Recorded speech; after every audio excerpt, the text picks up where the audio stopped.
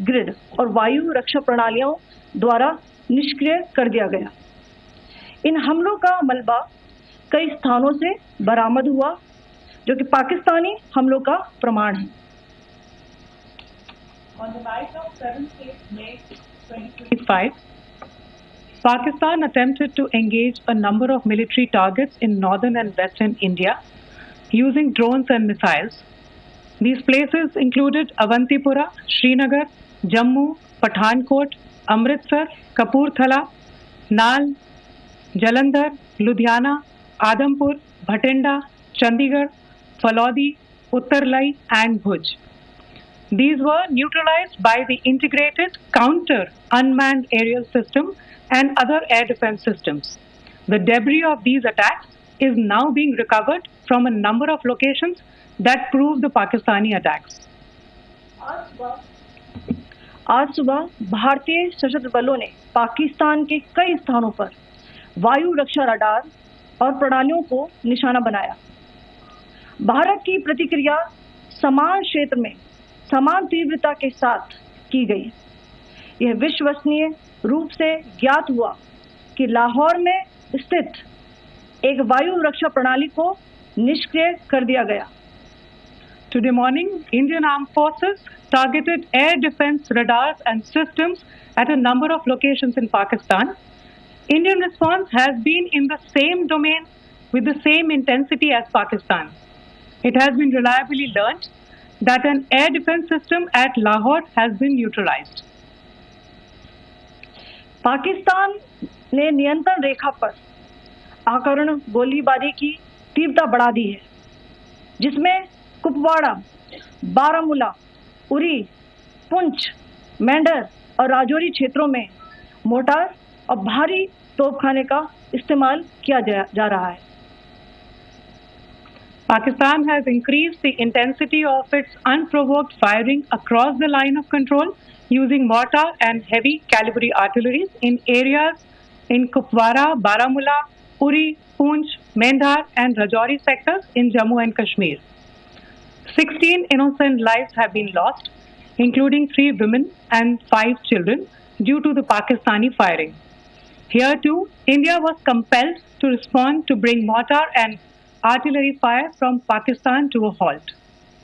Indian Armed Forces reiterate their commitment to non-escalation, provided it is respected by the Pakistan military. Jai Hind.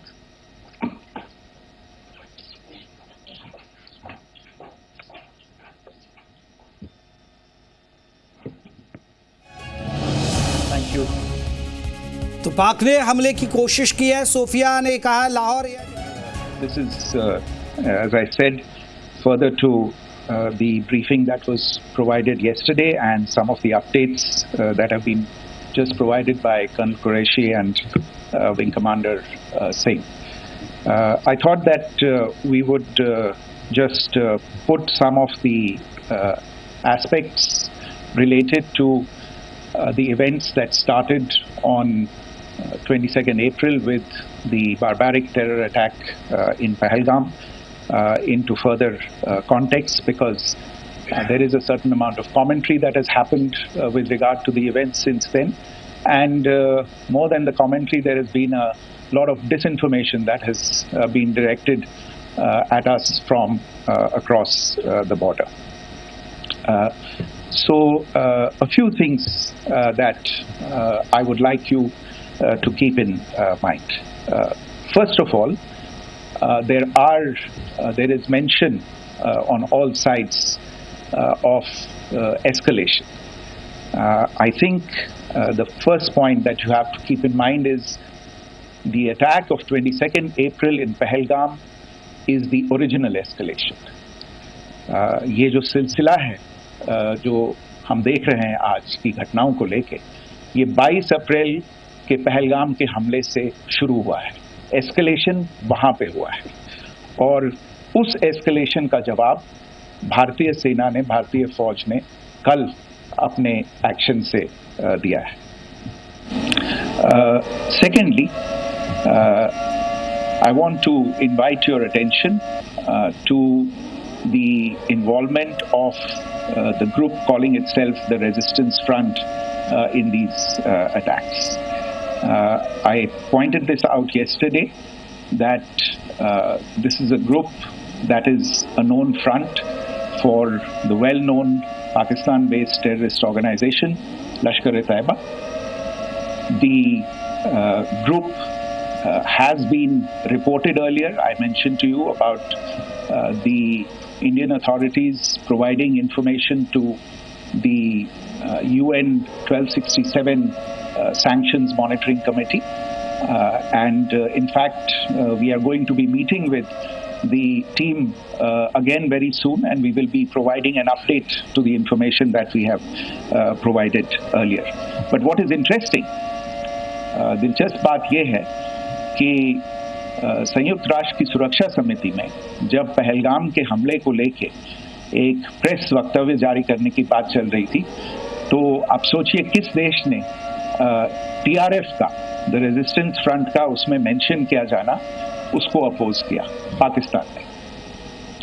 This was after the fact that the TRF claimed responsibility for this attack not once but twice, within a few hours after the incident on the 22nd of April, and then again on the morning of 23rd April. And it is perhaps only after the full gravity of the incident was realized by its masters and handlers across the border that it was managed to back off from this claim. Obviously, that retraction doesn't convince anybody. तीसरी चीज जो मैं आपसे कहना चाह रहा था, और कर्नल कुरैशी और विंग कमांडर सिंह ने कल भी बड़े स्पष्ट शब्दों में और आज भी आपसे ये बात साझा की है. जो भारतीय रिस्पॉन्स है वो नॉन एस्केलेटरी है, प्रिसाइज है, सटीक है, मेजर्ड है और कंसिडर्ड है. Our intention has not been to escalate matters. We are only responding to the original escalation, as I said, and our response has been targeted, precise, controlled and measured. Only no military targets have been selected. Only terrorist infrastructure in Pakistan has been hit. Now, there are, as I said, a number of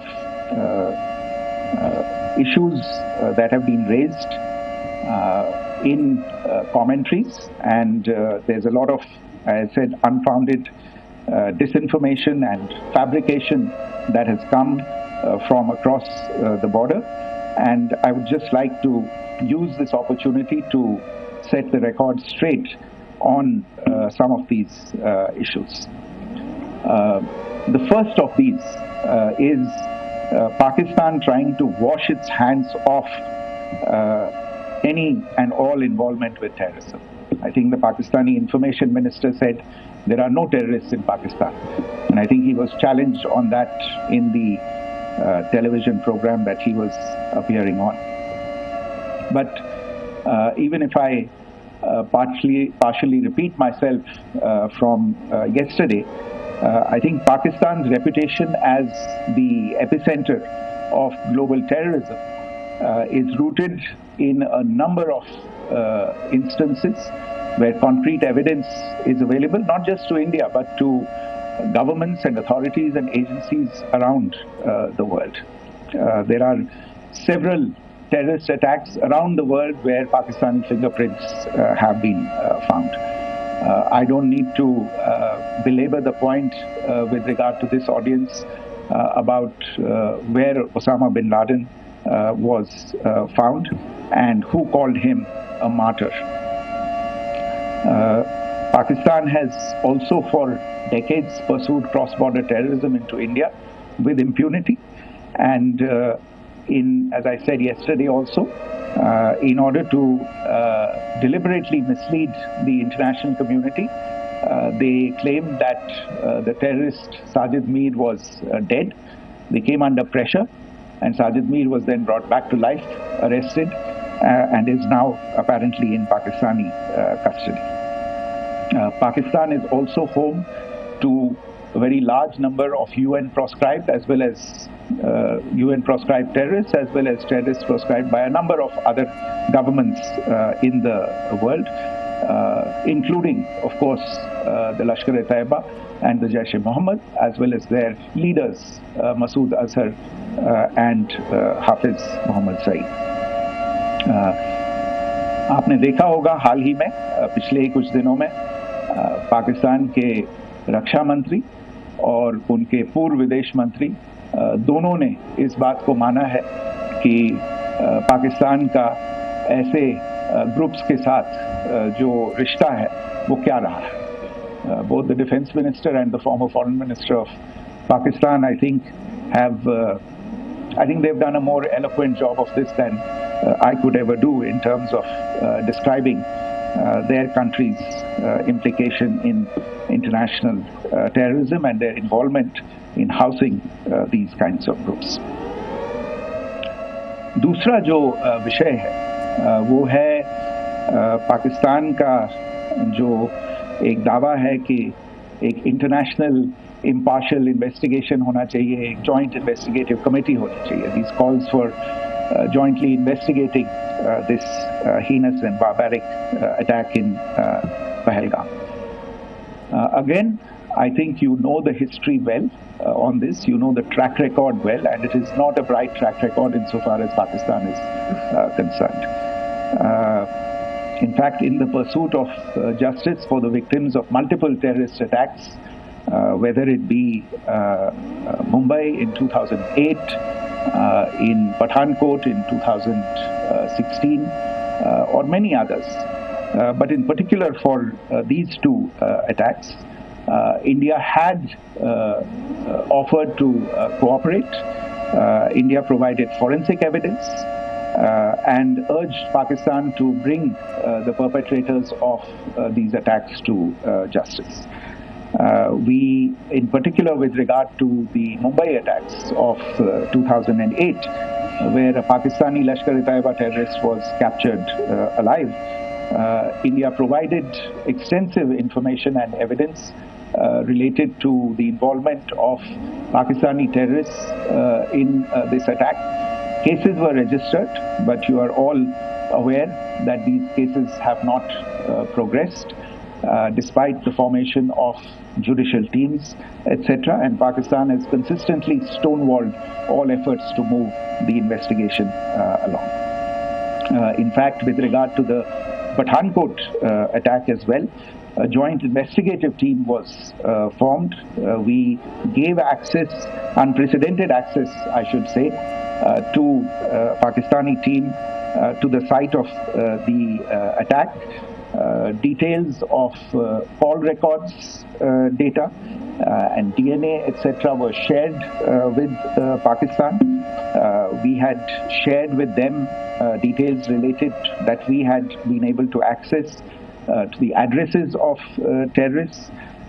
We presented evidence against the office bearers of Jaish-e-Mohammed who had conspired in the attack, and the handlers of the terrorists who facilitated them and guided them in. But there has been no movement on this. So in all of this, I think the experience has not been positive, and it certainly doesn't give us the confidence now to take at face value Pakistani assertions of wishing to participate in a joint investigation. These are just delaying tactics, these are just stonewalling tactics. And in fact, there is reason to believe that Pakistan uses the evidence that we provide only to cover its tracks and in fact defend the terrorists who we are looking for and obstruct the path of investigation. A third point that I wanted to address was the claim that only civilians were killed in the strikes on the 7th of May. We have made the point very clearly that all attacks on the morning of 7th May were against carefully selected terrorist infrastructure, terrorist targets. It is not clear to us, in fact, seeing some of the coverage of the after effects of these strikes, including the funerals for the terrorists that were held yesterday. I think a lot of you have seen the reports and the coverage on media.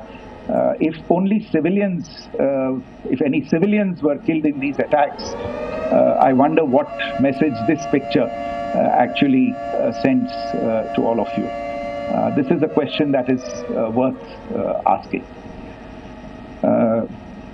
It's also odd that the funerals of civilians are carried out with the coffins being draped in Pakistani flags and state honors being accorded.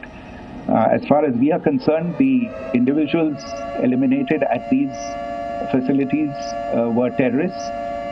Giving terrorist state funerals may be a practice in Pakistan. Doesn't seem to make much sense to us. Pakistan has also claimed that India deliberately attacked religious sites.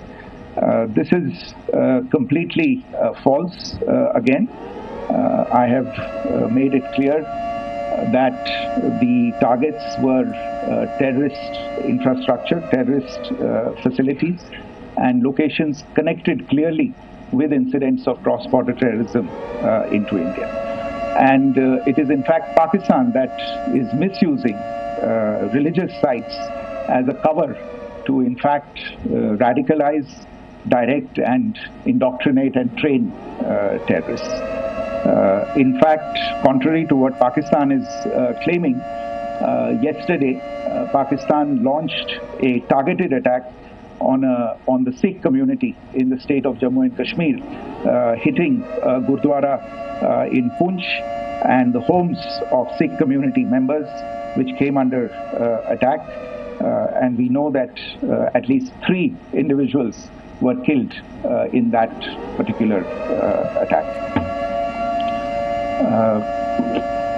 Pakistan is also making attempts to, in fact, just to add to this point, the retaliatory action that Pakistan has taken, in fact, is impacting civilians. I showed you the picture of the Gurdwara and the Sikh community members who were killed in this. There are other civilians also who've been killed and injured in these attacks. In fact, since yesterday morning, a total of 16 civilians have been killed and 59 others have been injured in the attacks by Pakistan. Not only this, Pakistan is also making attempts as part of its disinformation campaign to paint our action with regard to cross-border terrorism through the communal angle. If that is the issue, then I think I can do no better than to cite or point you in the direction of the Pakistan Army Chief's speech of 16 April 2025. I think that is the last word in communal rhetoric. And in the Pahalgam attack itself, you are aware of the kind of religious profiling that was done there, and perhaps there is a linkage between these two events.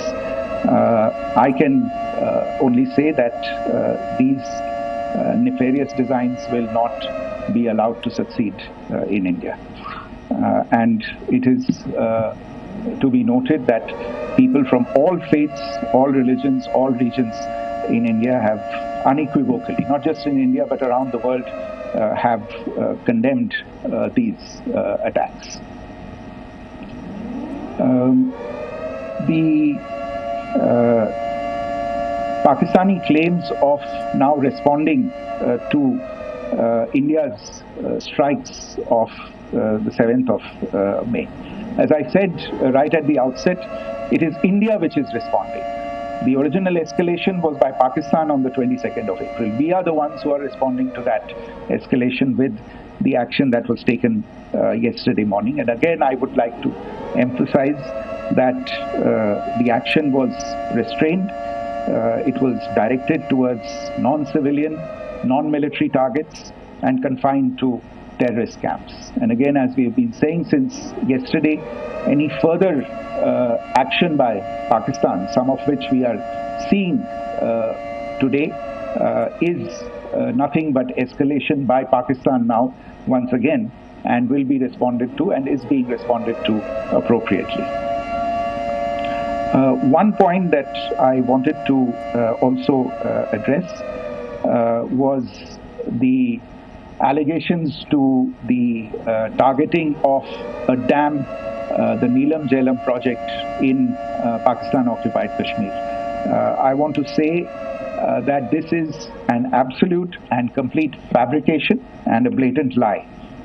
India has targeted only and only terrorist infrastructure, and the details of that terrorist infrastructure, together with the locations, were shared with you yesterday by Colonel Qureshi and Wing Commander Singh. I should note that if this kind of a claim is a pretext for targeting Indian infrastructure of a similar nature, Pakistan will be entirely responsible for the consequences that will undoubtedly follow.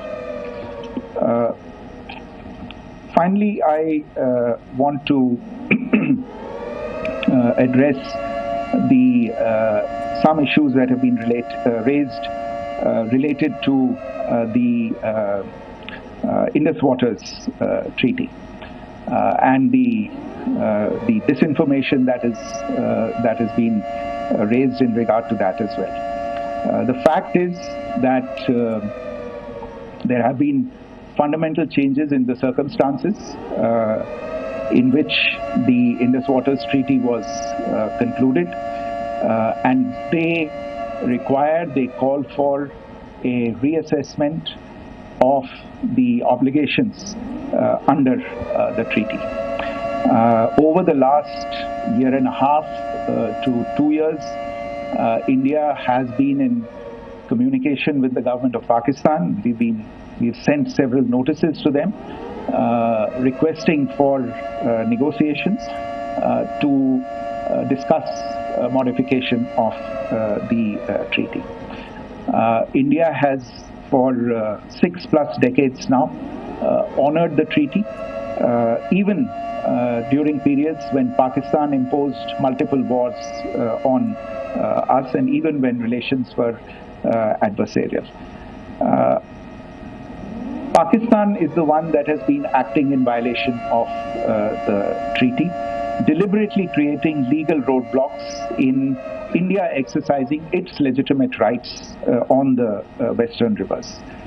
Any projects that India sought to build on the eastern rivers, and even on the western rivers, which we are allowed to by the treaty, were always challenged by Pakistan, thereby hampering our rights to utilize our legitimate waters under the treaty. In fact, if you see, the preamble of the treaty itself states that the treaty was concluded in a spirit of goodwill and friendship. Mark those words, concluded in a spirit of goodwill and friendship. ये भारत का धैर्य और भारत की सहनशीलता है जो 65 साल से हम इतनी प्रोवोकेशन के बावजूद इस ट्रीटी को निभा रहे हैं. However, as has been made clear earlier as well, Pakistan has not responded to our requests to enter into negotiations for a reassessment of the obligations under the treaty. A number of conditions have changed. This is a treaty that was based on the engineering techniques of the 50s and the 60s. We are living through the first quarter of the 21st century. Technological changes and technological advancements have to be taken into account. There are demographic changes. There are climate changes that have taken place. There is the imperative of clean energy. And of course, the terrorism that Pakistan has wreaked in the state of Jammu and Kashmir itself has hampered India's ability to exercise its rights under the treaty. Pakistan's persistent refusal to respond to our request to enter into government-to-government negotiations on the modification of the treaty is, in a sense, itself a violation of the treaty. And therefore, India has taken the step of putting the treaty in abeyance until Pakistan abjures irrevocably its support for cross-border terrorism. Maybe I'll stop there. I mentioned earlier yesterday as well that this is an evolving situation. I would therefore ask all of you to be considerate and restrained. It will not be possible for us or my colleagues from the armed forces to share operational details at this point in time. Beyond that, if you have any questions, may I have time for only a few, and I'll try to answer those questions. Okay, I give the floor to Rishabh. Secretary, good evening. This is Rishabh from Times Now. I just wanted to understand, as per the press release that has been released earlier today, it says that we have successfully hit at the air defense of Lahore. Does it give our forces a better chances in case of further escalation? And are there other air defense places as well at strategic location that were targeted? Rishabh, you are violating the first rule that I set out at the end of my remarks. The press release that has been issued by the Ministry of Defence today speaks for itself. It is related to operational matters. It's been released by the Ministry of Defence. As more information becomes available, it will be released at the appropriate time. Once again, please don't go into operational details at this point in time, because this is a constantly evolving situation. Yeah, go ahead. Foreign Secretary Smita Sharma, just wanted to ask, the Pakistani Minister Ishaq Dar in an interview has claimed that the national security advisors of India and Pakistan have spoken to each other. If you could confirm or deny, and is complete severance of diplomatic ties with Pakistan also on the table? I have no information with regard to contacts between the two national security advisors. Insofar as diplomatic relations are concerned, you've seen the steps that were announced in response to the following the meeting of the Cabinet Committee on Security on the 23rd of April. There are no further steps that are under consideration at this moment in time. Yeah, go ahead. Foreign secretary, मेरा नाम मनीष है, मैं TV9 Bharatvarsh से हूं, और आपने खुद ही बताया कि कितना मिस इन्फॉर्मेशन रहा है, बल्कि ऐसा लग रहा है जैसे पाकिस्तान के प्राइम मिनिस्टर और डिफेंस मिनिस्टर तक भी प्रोपेगेंडा करने में मिस इन्फॉर्मेशन में आ गए हैं। वो कई बार तो ये तक दावा करते हैं कि हम 3 राफेल हमने गिरा दिया, इतने हमने मिग गिरा दिए, और जब उनसे पूछा जाता है तो वो कहते हैं कि सोशल मीडिया में हमने ये सब चीज़ें देखी थी। तो अगर आधिकारिक तौर पर अगर आप कुछ कह सकें इस पर, ताकि उन्हें भी समझ में आए कि इस तरह के प्रोपेगेंडा नहीं चलने वाला है। देखिए, जब सही समय होगा तो आधिकारिक तौर पे इसके बारे में सूचना दी जाएगी। लेकिन जो आपका प्रश्न है कि प्रधानमंत्री और उप प्रधानमंत्री और विदेश मंत्री, उनके रक्षा मंत्री इस तरह की बातें कर रहे हैं, तो इसमें अचरज की कोई बात नहीं है। आखिरकार ये एक देश है जिसने अपना, इसका जन्म लेते ही झूठ शुरू हो गया था। 1947 में जब पाकिस्तानी फौज ने जम्मू कश्मीर पे दावा बोला, तो उन्होंने किसी ऐसे वैसे व्यक्ति से नहीं, संयुक्त राष्ट्र से झूठ बोला कि हमारा कोई लेना देना नहीं है इससे। ये लोग जो गए हैं वो तो कबायली हैं।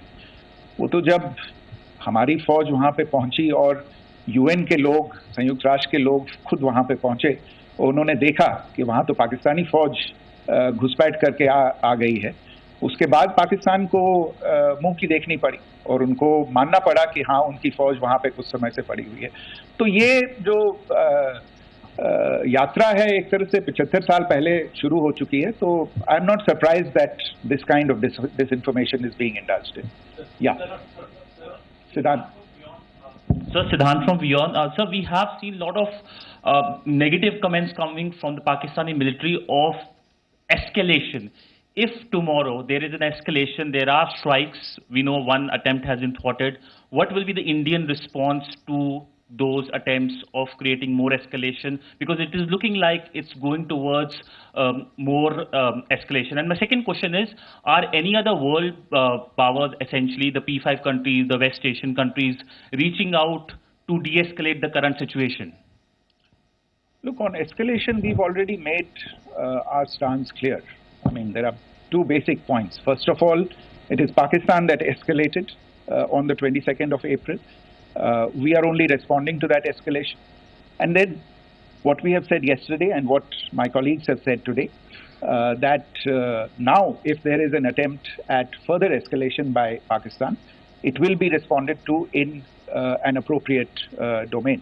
And therefore, the choice is entirely that of Pakistan to make. As to your second question, I don't think I can do better than to point you in the direction of the statements that are being made from practically every chancellery in the world and the sentiment that they are carrying. That sentiment essentially and for the major portion is support for the government of India in the context of the condemnation of the terrorist attack in Pahalgam on the 22nd of April. There is wide recognition of the government of India's right to respond to these attacks in self-defense, and of course a desire to ensure that there is not further escalation. I think these statements speak for themselves. Yeah. Sir, this is Mausami from India Today. Now, in the all-party meeting, we have learned that the defense minister has said that, you know, in the operations in Sindoor, almost 100 terrorists were killed. Would we have any details about what is the number like, and also about if there were any big faces, masterminds, terrorist masterminds who were in fact killed? There is also a report that Masood Hazar's family's 10 members have been killed, and Rauf Asgar, who was actually the mastermind of Pulwama, he's also been badly, severely injured. I don't have information at this point in time to share with you on these issues. But as I said, I think, you know, there is so much information out there on television, in the news media, in social media, that it sometimes looks like a long time has passed since this. Please understand that slightly over 36 hours only have passed since this operation was undertaken. Let us have some patience. Information will come out. It will be shared in due time. Shruti. Thank you, Foreign Secretary.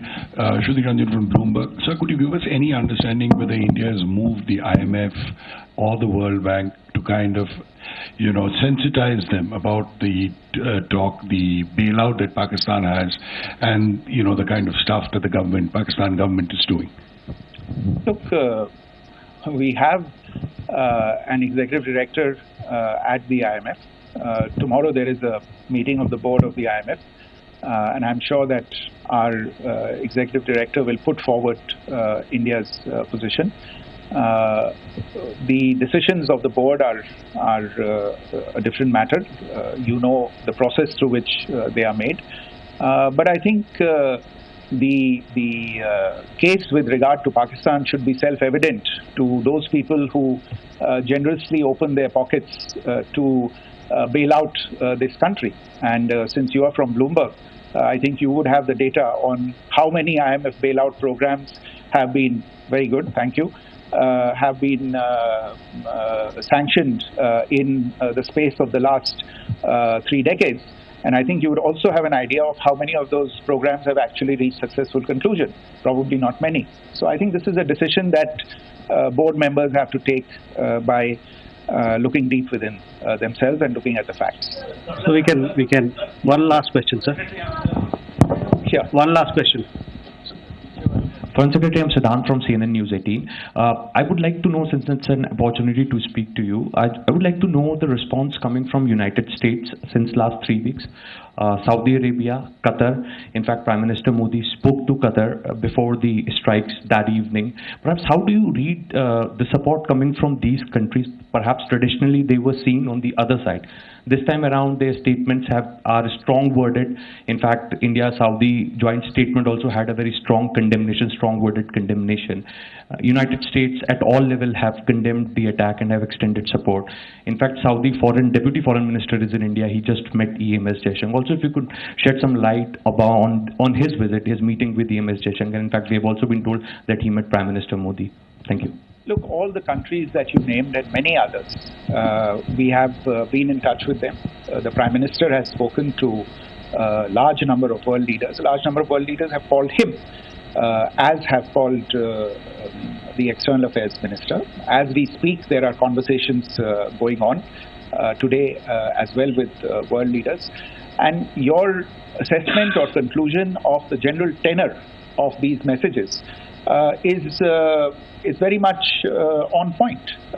And I think this is a recognition of the fact, firstly, of the barbaric nature, the unprecedented nature and character and features of the attack in Pahalgam, and a recognition of India's right to respond to this, and also a recognition of the fact that in responding, we have been nothing but responsible and have done so in a restrained, in a measured, and in a non-escalatory manner. I think that counts for something. People have taken that into account, and that is what is explaining the kinds of reactions that we are seeing.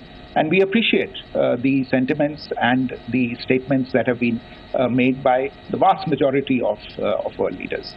Yes, the Saudi Minister of State for Foreign Affairs is in Delhi. He had a meeting with the External Affairs Minister earlier today. I don't have further details at this moment, but if there are details, the ministry will share them at some point with you. Thank you. I think that's all we have time for today. We'll join you again soon. Thank you all. Thank you.